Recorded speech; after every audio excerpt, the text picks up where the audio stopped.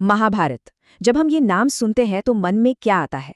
देवी देवता, बड़े बड़े योद्धा, एक महायुद्ध, है ना? लेकिन ये कहानी सिर्फ इतनी ही नहीं है। असल में ये उन सवालों की एक बहुत गहरी पड़ताल है जिनसे हम आज भी जूझते हैं। ये एक ऐसा महाकाव्य है जो हमें सोचने पर मजबूर कर देता है कि आखिर जीवन जीने का सही तरीका क्या है, नैतिकता क्या है और कर्तव्य की वो कौन सी उलझी हुई राहें हैं जिन पर चलना पड़ता है। तो चलिए इसी की गहराई में उतरते हैं। हम इस महाकाव्य के मुख्य विषयों को देखेंगे, चमत्कारी कहानियों से शुरू करके उन गहरे दार्शनिक सवालों तक पहुंचेंगे जो एक सार्थक जीवन जीने के बारे में हैं। तो सबसे पहले बात करते हैं इस महाकाव्य के विशाल पैमाने की, जहां कई बार ईश्वरीय आदेश इंसानी नैतिकता को उसकी आखिरी हद तक परखते हैं, उसे चुनौती देते हैं। शुरुआत करते हैं महाकाव्य के शायद सबसे चौंकाने वाले प्रसंगों में से एक ऐसा पल, एक ऐसा काम जो पहली नज़र में बिल्कुल माफ़ करने लायक नहीं लगता, लेकिन इसी में कर्तव्य का एक बहुत ही पेचीदा सबक छिपा है। यहाँ जो बात सबसे ज़्यादा हैरान करती है वो ये है कि राम का ये क्रूर काम असल में उनके पुण्य की एक परीक्षा थी, और उनकी इस अटूट आज्ञाकारिता का उन्हें इनाम भी मिला। ये बात सही और गलत के बीच की उस महीन रेखा को बिल्कुल धुंधला कर देती है और हमें सोचने पर मजबूर करती है कि क्या कर्तव्य कभी-कभी हमारी समझी हुई नैतिकता से भी ऊपर हो सकता है। ये कहानियाँ बड़ी खूबसूरती से एक ऐसी दुनिया को दिखाती हैं जो दिव्य शक्तियों से चलती है, जहाँ इंसानों की जिंदगी चमत्कारी और अक्सर अप्रत्याशित ताकतों के हाथ में होती है। यहाँ हर फैसले का असर सिर्फ एक जिंदगी तक सीमित नहीं रहता। तो चलिए अब आगे बढ़ते हैं और देखते हैं कि ये विचार कैसे सामने आता है। महाकाव्य का ये तर्क है कि सच्चा पुण्य बड़े बड़े दिखावटी कर्मों या रीति रिवाजों में नहीं, बल्कि इंसान की भीतरी अवस्था में होता है। ये जो अंश हैं जो हजारों सालों से पीढ़ी दर पीढ़ी हम तक पहुंचे हैं, इनमें एक बड़ी ही दिलचस्प और आधुनिक बहस छिपी है कि असल में अच्छा होने का मतलब क्या है। तो देखिए, यहाँ सबसे ज़रूरी बात यह है कि महाकाव्य बाहरी दिखावे और इंसान के असली चरित्र के बीच एक साफ फर्क करता है। इसका कहना है कि असली चीज़ तो मन की पवित्रता और दूसरों के प्रति दया का भाव है। और कमाल की बात यह है कि ये ज्ञान किसी राजा या ऋषि से नहीं, बल्कि एक शिकारी से मिलता है। ये हमें दिखाता है कि महाभारत की दुनिया में ज्ञान और पुण्य कहीं भी मिल सकते हैं।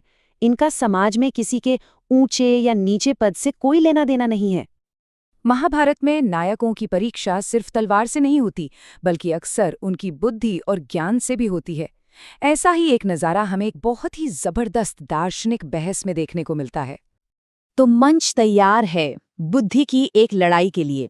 ये कोई आम बहस नहीं है, इसे ब्रह्मांड की प्रकृति को लेकर कुछ संख्यात्मक पहेलियों के तौर पर रचा गया है, और दांव पर लगी है जिंदगी। बहस की शुरुआत वंदन करते हैं और वो दुनिया में हर चीज के एक होने पर जोर देते हैं।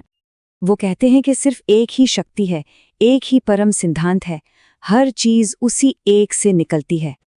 लेकिन अष्टावक्र तुरंत इसका जवाब देते हैं और वो द्वैत यानी दो के सिद्धांत को एक मौलिक शक्ति के रूप में सामने रखते हैं।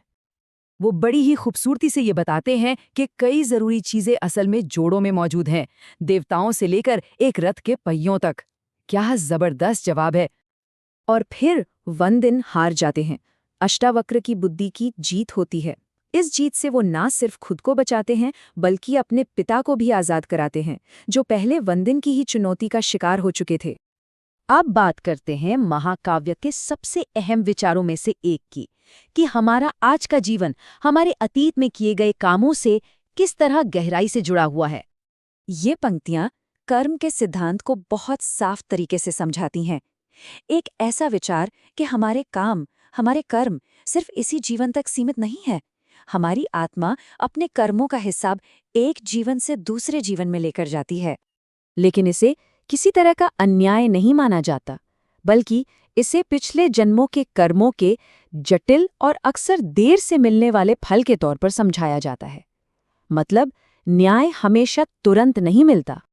तो कर्तव्य, पुण्य और भाग्य को समझने के बाद महाकाव्य एक आखिरी और बहुत ही जरूरी सवाल पूछता है कि किसी भी इंसान का असली मोल क्या है। ये ग्रंथ सीधे सीधे अपने समय के सामाजिक ढांचे पर सवाल खड़ा करता है और इस बात की एक क्रांतिकारी परिभाषा देता है कि किसी इंसान को सच में महान क्या चीज बनाती है। तो यहाँ पर जो बात सामने आती है वो उस जमाने के हिसाब से एक क्रांतिकारी विचार था कि किसी इंसान की असली कीमत उसके जन्म से, उसकी जाति से नहीं, बल्कि उसके व्यवहार से, उसके चरित्र से तय होती है। ये एक ऐसी सीख है जो आज भी उतनी ही जरूरी है। महाभारत कोई आसान जवाब नहीं देता। ये हमारे सामने एक हमेशा बनी रहने वाली चुनौती रखता है कि हम एक पुण्य से भरे जीवन के उन बारीक और अक्सर उलझे हुए रास्तों पर कैसे चले, और हमेशा ये याद रखें कि हमारे चुनाव मायने रखते हैं, शायद उन तरीकों से भी जिन्हें हम अभी पूरी तरह से समझ नहीं सकते।